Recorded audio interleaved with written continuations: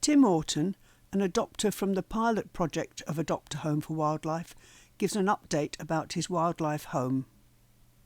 We're here on Wildlife Home number 1. That's Ventana on Garibaldi Hill, and I'm with the adopter Tim Orton, and the voice behind the camera is Anne Piankowski, who is producing and directing this series. This is a wonderful area of tropical dry forest which Tim is restoring from a state where there were a lot of invasive species there. So I should say good morning, Tim, and thank you very much for being a doctor and for speaking to us today. Could you give an outline of what you're trying to achieve here and how it's going on? Well, I think this is very much a long-term project. And what I'm trying to do is remove as many of the invasive species as I can, and then reintroduce the native species, not directly around the house, but further away from the house. So as far as possible, I return it to a pristine environment. But that's, I think, a very, very long-term project. Well, everything is long-term with tropical dry forests because it grows so slowly because it is dry. So I know you've had experimenting with all sorts of techniques to help plants establish. Could you say a word or two about that? Yes. Well, actually, we're in a fairly new area because, as you can see, this is quite a steep slope, and it faces directly west. So it used to get the afternoon sun. Well, it still gets the afternoon sun all the time, and there are even areas here where grass wouldn't grow because it got any water it got, it just ran off, so plants weren't growing at all. So what I've done is firstly cut in the path so I can get down here, and then by accident I've discovered that the fact that they're flat and they hold the water is helping other plants to grow. So the native plants are towards the bottom of this slope, and then as you get nearer the house, I've got more garden type plants. So, actually, I need to move off this slope because I'm falling down. And this was the big problem. Yeah. Shall we go a bit further down? Yeah, sure. Yeah, and I can see why you've got I can see clearly your steep slope. Yes. So we don't fall down, we've moved a little bit further down the slope now as we move towards the plantings. But could I ask, as we're on the way there, the sort of involvement you have with the project overall? What benefits have you had by being part of the project? Well, the biggest benefit is the expertise, because I have no previous experience with the native plants here. I have no previous experience with actually gardening here even. So to get the expertise and the compost and the plants as well is a very, very big benefit to me. But primarily it's the expertise of knowing what a plant is, what's native and what isn't native. So that's the biggest. Great. I know that the project office has been very helpful in trying to work out what's what in that situation. Absolutely. There's been a couple of surveys here to tell me what should be here and what shouldn't be here. Yeah, and I hold my hand up. I've been making mistakes in the past, so thinking that they were native and they weren't. We all do. Yeah. Okay, so now in some of your area of new plantings, I believe. Yes, yeah. In fact, these two plants and the one behind you was what put me on to how well this area works now that it's got the water catchment. So these trees, as you can see, they're fairly well grown, and they are about, much less in terms of years than the ones I've been struggling with on the slopes on the other side that you've originally seen. So what I've done is supplement those with new planting from the plants I got from the project, in the hope that it's not just these trees that will benefit from that. So if it works, this should be quite a reasonable growth in a very short time.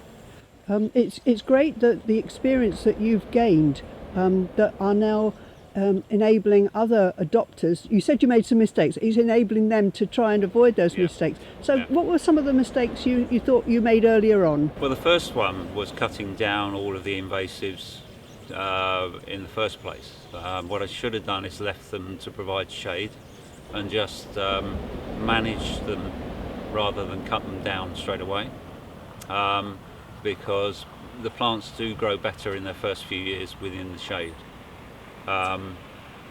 So that was the main one. And so you would have then removed the acacia after the plants are established? I probably would have just lifted the crowns, left the shade from the acacia, planted underneath, and let the trees establish before cutting down the whole acacia tree. But instead what I got was a bank that was exposed to sunlight where almost nothing wanted to grow. So that was one big mistake that we made. But you have managed to establish some things there by a lot of effort. Yeah, but it has been a lot of effort. And this particular thing, it was a lot of effort to cut these, but I needed it to be able to get down the bank. But now, having again by accident discovered that these are helping plants to grow, as you can see from the growth on these ones, it's another lot of effort I need to put into other banks. Well, this is really interesting actually, seeing how this has developed, because there are a couple of other sites where people are just starting out to try and put in a wildlife home on very steep slopes.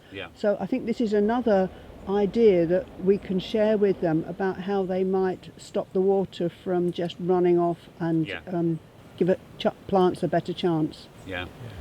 So some of our adopters have been given new plots on Lawyer's Mountain, which is very steep indeed, and so I'm sure this may have helped to them. Well, it will help them both from the point of the steepness of the plot and also to get the plants established. I did actually, once I've sort of done this, I did actually look online, and there's a thing they call swales, which are where you dig this type of terrace, isn't it? This is a terrace, but and it's probably too steep for proper swales. But they dig a trench, and then they plant on the outside of the trench rather than in the trench, and that allows the water to stop, soak into the soil and down to the roots of the plant. But I found that out after I'd done this, so I'm looking to try that on slightly less steep slopes than this one, because the whole purpose of this one was just to allow me to come down it, because otherwise I was falling down it. Okay. So these neem trees were planted by whoever built the house as screening, both for wind and privacy, and the long-term plan has always been to replace them. But this summer what I noticed was that there are a lot of seedlings naturally growing here, and a lot of different diversity as well in there, just naturally growing from seed. So I pegged the area around underneath them to stop the gardeners cutting the grass, to allow all those to grow, and I've also supplemented them with additional plants from the project. And then what the intention is to get this established properly, and then I'll ring bark the trees and allow them to die off naturally. And also what I'll probably do as well is start to raise the crown on these, so that one grows up below the other, and then eventually these will come out. So it enabled me to get rid of the neem trees without losing the benefit that they give to the house. That's very good, and it's a really good example of what's still in the seed bank, still old seeds in the soil, which when they give the opportunity can come up and grow, and that complemented by some plantings from the Trust Nursery. Really, really good mix. Yeah, and there's a lot of diversity in here. You've got the gum tree seedlings here. This is a Spanish cedar from the Trust's, or from your project's plant bank. Then we've got a lot of gum tree seedlings, which have naturally seeded themselves, and they go all the way down the bank there. Then we've got loblolly here. We've got a privy from your project's seed bank. This one, I'm not 100% sure what that is, but it's it is a I just can't remember the name. I know it's a native. Then we got birch growing here. Further down we got another loblolly, and you've got white cedar in there. There's some cinnamon or wild cinnamon in there. So there's quite a diversity, just most of it from seed, but additional supplements from the project. That's really encouraging. Yeah. I mean, You we've can always hoped that the seed bank would still be there, Yes. if the conditions were right. Yeah, but you can also see that they're all in the shade. Yeah. Yes. Yeah. Which is what I said about not cutting down the invasive trees to start with. And presumably, if you find these are too dense, you'll be able to move some out as well? I would try to move them out. Certainly the gum trees I can lift and move. The birch I've never had much luck with. They all tend to die off. But I'll give it a try. I'm not going to just throw them away. But there's a lot of weeds in here as well, because you've still got all of the neem tree seedlings which need to come out. There's a lot of the mock tamarind that's just seeding itself. All the invasives are in this section as well, so I just need to go around and pull them out every now and again before they get too established. But I'm hoping this will be just a few years before I can start taking out the neems. Yeah. Well, it's a lot of work, but it's a labour of love, isn't it? Yeah. From the seed bank, there's a lot of diversity just by allowing it to grow. Well, that's very satisfying. Yeah, and this is this year. Just this year. Just this year. Yeah. The problem here, of course, is most of the native seeds will be buried. Yes. Under the ash. Yeah. Under the ash. Yeah. So. But no, I was surprised when I saw them all starting to come up, and B, very encouraged by how quickly they're growing. So. Yeah. Excellent. Okay, so we're back in your starting point, I think. That's right. This is the original area where we started the forest, or the reintroduction of the forest. And you can see some of the plants are actually doing extremely well now. And actually you can see the difference here between these ones that were originally put in and the younger ones which are further down the bank there. There's still a lot to go in, because eventually I'd like to cover this area back, but one step at a time. Yes. So, well, as these ones they put in first start to develop, they're getting a bit of cover for the any exactly new ones. that. Yeah. So I'll use the shade from those to grow the newer ones. Yeah, and also possibly put in some kind of water catchment arrangement for them. Yep. That's not to say I haven't been putting new ones in this area. It's just been less of a priority than originally. Yeah. All of these up here, with the exception of that one, small one there, are the older ones. These were the original ones to go in. And then we moved across to the bank here, and you can see the different ages of the trees as they've gone in. This bank doesn't benefit from the water catchment that the other bank does. So some of these smaller trees are actually older than those bigger trees on which we've got the benefit of the water catchment. Yeah.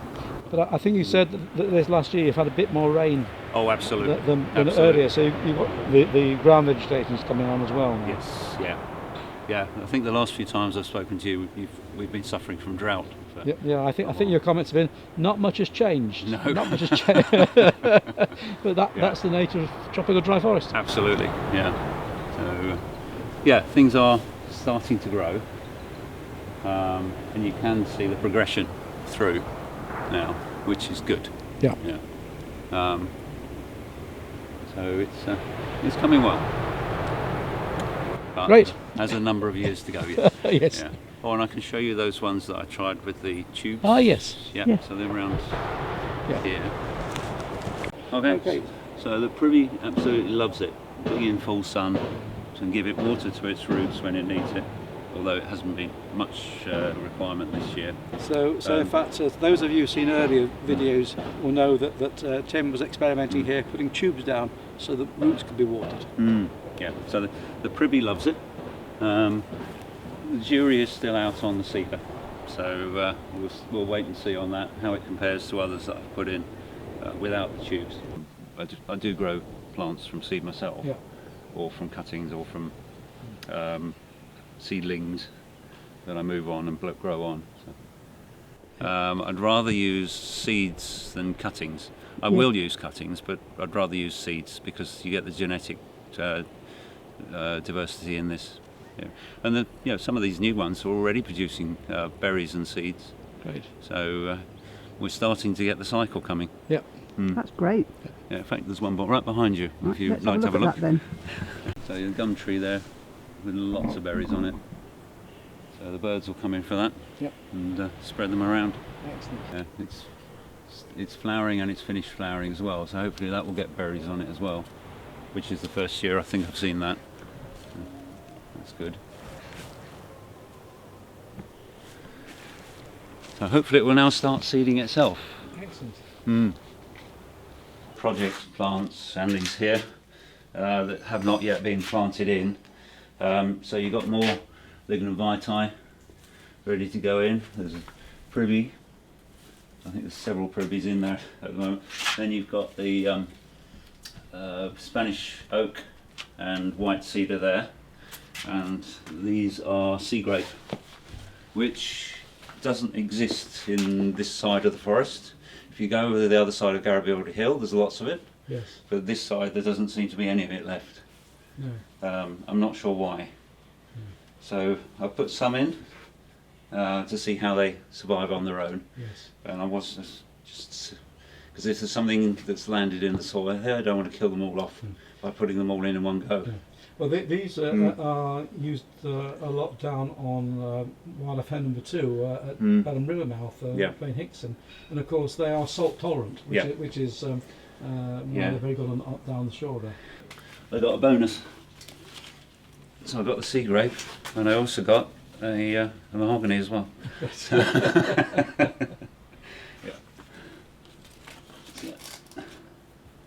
If need be, I'll get those potted on, and but I don't want to put them in until I'm certain. So, Great. Yeah. When you put them on, are you using the compost that you've made?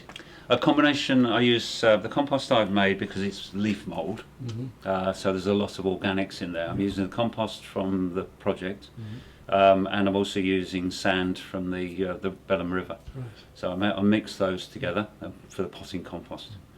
Yeah, but none of these have been potted on as yet. So, but no, there's still no need to pot that on. There's still plenty of root room for it. Right. Mm-hmm. Thank you. Right. Well, thank you for these.